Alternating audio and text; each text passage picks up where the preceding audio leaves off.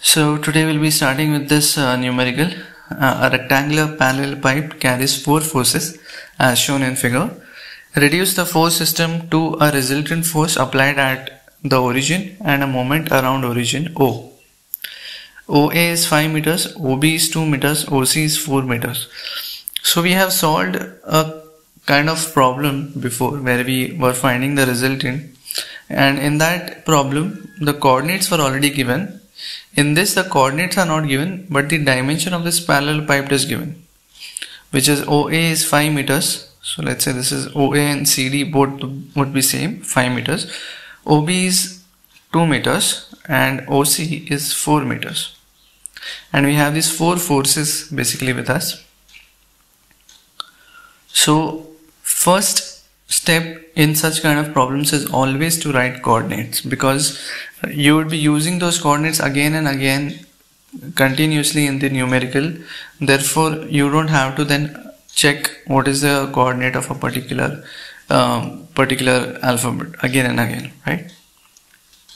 Starting with point O, which is 0, 0, 0, then coming to A will be 5, 0, 0, then B will be 0, 2, 0, C will be 0, 0, 4, D will be 5, 0, 4, E will be 5, 2, 0, F will be 0, 2, 4, and G will be 5, 2, 4, right? So these all coordinates you have to write very precisely and carefully, because any mistake in the coordinate will cost you the entire numerical.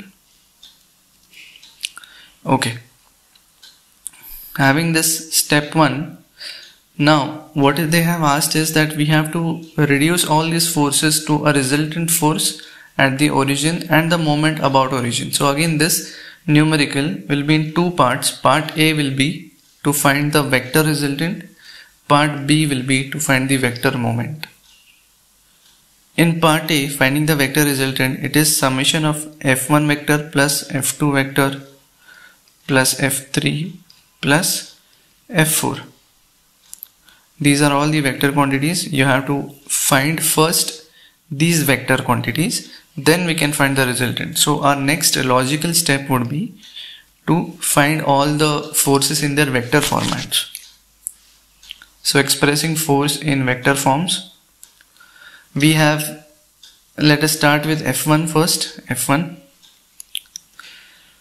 So whenever we are expressing forces in their vector formats, the first thing that you should ask yourself is that it is going from which point to which point. Now it is moving from point A to O, right? So in this formula of writing a force in its vector format using coordinates, we need x2 and x1. So this is going from A to O. So the coordinates of A will be x1, y1, z1. The coordinates of O will be x2, y2, z2. Okay, so this is very important to understand which is x2 and which is x1, which is the second point, which is the first point. So substituting these values, the value of f is 4, then x2 0, 0 minus 5 I cap plus 0 minus 0 j cap plus 0 minus 0 k cap divided by x2 minus x1 square plus y2 minus y1 square plus z2 minus z1 square. When you solve this, you will get the answer is minus 4 I cap plus 0 j cap plus 0 k cap. This is important because this vector gives you the indication that this force F1 does not have any component in y or z axis, and we can actually see it, right? The force F1 is purely parallel to your x axis, and the reason it is getting this negative sign is because it is going in the negative direction of x axis. That is why it has negative. 4 is the magnitude of that force, and I cap indicates that it purely belongs to x axis. There is no other component in y or z. Coming to force F2, So F2 is going from point O to F. So O will be x1, y1, z1, F will be x2, y2, z2.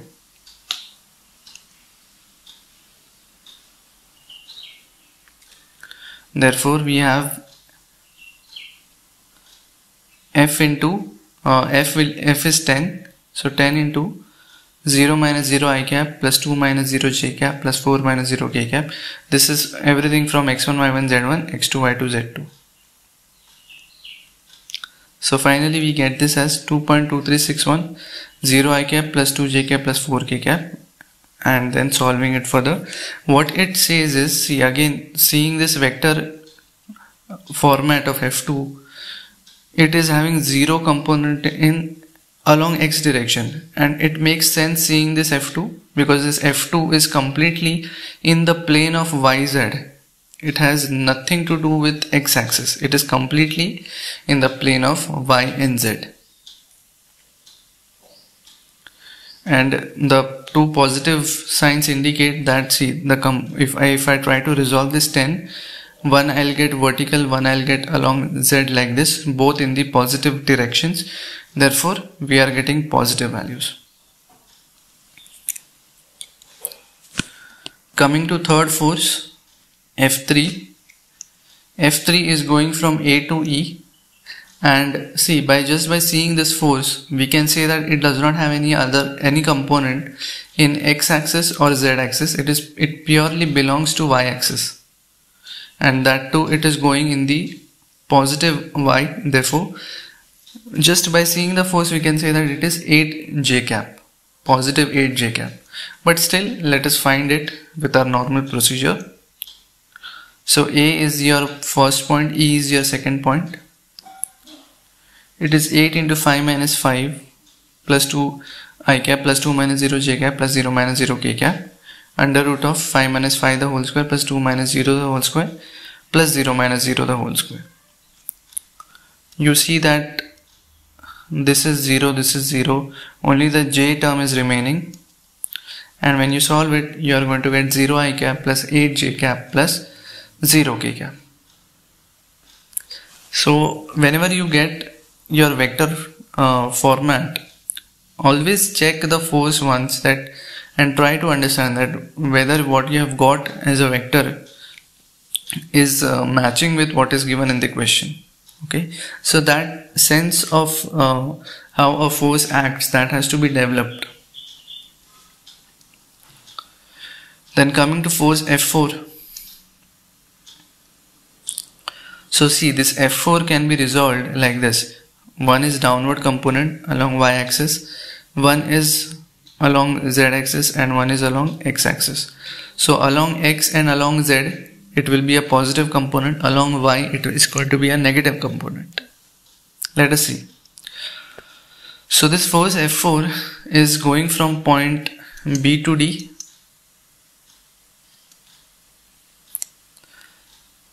F is 10 by root 2 in this case, which is 7.07107. So when you solve this, say B is the first point, D is the second point. When you solve it, you will get 5.2705 I cap minus 2.1082 j cap plus 4.2164 k cap. As I told you, only the y component is negative, rest other two has to be positive. Okay. So now we have expressed all our forces in their vector formats. We can now find the resultant. Resultant is simple addition of all the vector forces. So we'll get a resultant as 1.2705 I cap plus 10.3639 j cap plus 3.1607 k cap. And after finding the resultant in its vector format, I can find the magnitude of the resultant, which is under root of fx square plus fy square plus fz square. This comes out to be 16.8 kilonewtons.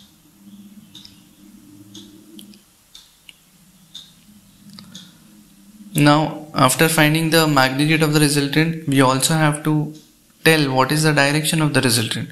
So for getting the direction, we have to find the direction cosines. Direction cosines are fx is equal to r cos alpha x. So alpha x I'll get as 85.6629 degrees.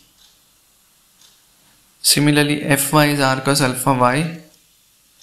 Alpha y is 51.9099 degrees, and fz is r cos alpha z, which is 38.4294 degrees. So we have now successfully expressed our resultant from the origin point and with respect to all the angles also. Correct? Now comes the part B, that is finding the moment for this particular numerical. Now moment vector m bar is also same like a resultant. It is the summation of all the moment vectors. Therefore we have to first find individual moment vector due to all these forces. So m1 bar is the moment due to force F1 about point O. Now for finding the moment, we need, as we know that moment is a cross product between the displacement vector and the force vector. And as we know that force vectors we have already found out for every force, just in the previous step we found. What we need now is the displacement vector. Now I told you that displacement vector should always start from the point from where we are taking the moment, that is this point. In this case, O is the point around which I want to take the moment, so O is the moment center, and from that point you should take the displacement vector, and the displacement vector should end on any point on the line of action of F1. So on the line of action of F1 we have only this coordinate is what we know, because you can end it on any other point, but you should also know the coordinate of that point, right? So on the line of action of F1, A is the only point whose coordinate I know. Therefore DOA is going to be my vector, cross product with F1 vector. How to find DOA? DOA is again found by coordinates x2 minus x1 I cap plus y2 minus y1 j cap plus z2 minus z1 k cap. O is the first point, A is the second point. So you will get this as phi I cap plus 0 j cap plus 0 k cap. So we have phi I cap 0 j cap 0 k cap cross product with the force F1 vector. So now you have to take this determinant here. You will get this to be 0. The reason for getting this m1 vector as 0 is because point O is lying on the line of action of F1, therefore you get it to be a 0 vector. Next m2 is caused due to force 2, and seeing force 2 O is again lying on the line of action of F2. So again we understand that the moment due to F2 is going to be 0, right? So m2 bar is, we can say that the displacement vector here is from DOF. So it is 0 I cap plus 2 j cap plus 4 k cap. If you solve this, this is your F2 vector, this is your DOF vector. If you solve this determinant, you are going to get it to be 0 only. 0 I cap, 0 j cap, 0 k cap. Okay. So if you have a good understanding of which force is going to cause 0 moment vector, then you can directly write it without actually calculating all the steps. Next we have F3. Now here, what is the displacement vector that we have to consider? Force vector we have, I have to take a cross product of this with the displacement vector. So as I told you, displacement vector should start from the moment center it should either end on A or it should either end on E. If you are taking OE as the displacement vector, that is also fine. If you take DOA as the displacement vector, that is also fine. Both are going to give you the correct answer. But now I'll tell you that when you have such a case, when you have 2 points to select, either you select OA or OE, then go to that point which has less number of coordinates to work with. For example, here we have only 5, here we have 5 and 2. So select the easier point, right? Why to select the harder point? Easier point is going to have less computational efforts. It is going to save you your time. Correct? So I'll select DOA. DOA, in fact, we had already found out previously. Now, when you take the determinant of this, you will get 0 I cap, 0 j cap, 40 k cap. So this is the first moment vector where we are getting some value. Other previous two moment vectors we got 0, right? This is the first moment vector where we got plus 40 k cap. What is the significance of this plus 40 k cap? Let us understand that. Now this 8 kilonewton is at a distance of 5 meters from point O. 8 into 5 is 40. And what is the direction of the rotation? 8 5 of 40 is anti-clockwise. So anti-clockwise, therefore it is positive. 8 into 5 40. We understand this magnitude. Why k cap now? K cap is because the axis of the rotation is z axis. The axis of the rotation of this force is z axis. That is the reason we are getting a vector of plus 40 k cap. I hope you are understanding what is this and how to decipher a particular vector term. Next, coming to the last M4 bar. So again you have two choices to take your displacement vector. Either you can take from O to B or you can take from O to D.